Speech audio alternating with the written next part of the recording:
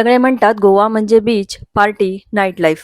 पण आज मी तुम्हाला दाखवणार आहे असा गोवा जो पर्यटकांच्या नजरेतून बहुतेकदा लपूनच राहतो. आजच्या दिवसाची सुरुवात आपण करणार आहोत श्री मंगेशी मंदिरातील भगवान मंगेशाच्या दर्शनाने.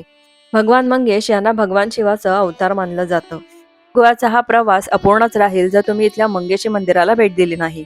हे मंदिर गोव्यातील पोंडा तालुक्यातील प्रियोल गावात स्थित असलेले एक भव्य आणि ऐतिहासिक देवस्थान आहे.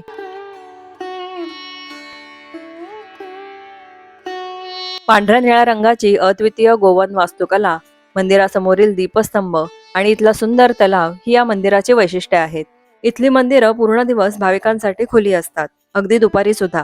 त्यामुळे तुम्ही कधीही इथे दर्शनासाठी येऊ शकता. श्री मंगेशाचं दर्शन घेऊन आम्ही निघालो जवळच असलेल्या श्री महाळसा नारायणी मंदिराकडे. हे मंदिर गोव्याच्या पोंडा तालुक्यातील मार्दोळ गावात आहे. मंदिरातील प्रमुख देवता देवी महाळसा म्हणजेच मोहिनी असून तो भगवान विष्णूचा स्त्री अवतार आहे.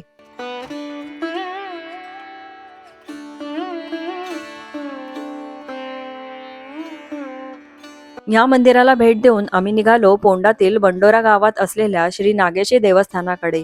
या मंदिराचा इतिहास 1000 वर्षांपेक्षा जास्त जुना असल्याचं सांगितलं जातं. गोव्यातील अनेक मंदिरांना पोर्तुगीजांच्या उपद्रवाचा तसेच स्थलांतराचा इतिहास आहे. हे संस्थान मात्र त्यास अपवाद आहे.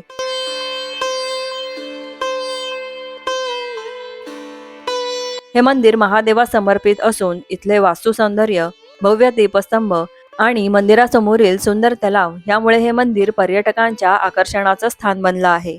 त्यानंतर आई महालक्ष्मीचं दर्शन घेण्यासाठी आम्ही पोंडा तालुक्यातील बांदिवडे किंवा बांदोडा येथील महालक्ष्मी मंदिरात आलो. हे मंदिर अत्यंत शांत आणि रम्य होतं. पिवळ्या आणि केशरी रंगाच्या मिश्र छटा मंदिराचं सौंदर्य वाढवत होत्या.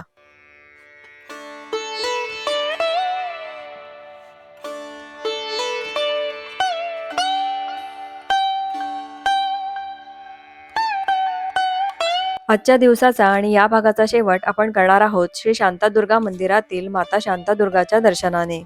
हे मंदिर गोव्याच्या पोंडा तालुक्यातील कावलेम गावाच्या पायथ्याशी आहे. भगवान विष्णू आणि शिव यांच्यात मध्यस्थी करणारी देवी शांतादुर्गाला हे मंदिर समर्पित आहे. मंदिरात एक मोठा तलाव आणि सुंदर दीपस्तंभ आहे. मंडळी, आजचा हा भाग तुम्हाला कसा वाटला हे मला कमेंट करून नक्की कळवा आणि गोव्यातील असेच वेगवेगळी ठिकाणं पाहण्यासाठी आपल्या YouTube चॅनलला नक्की भेट द्या.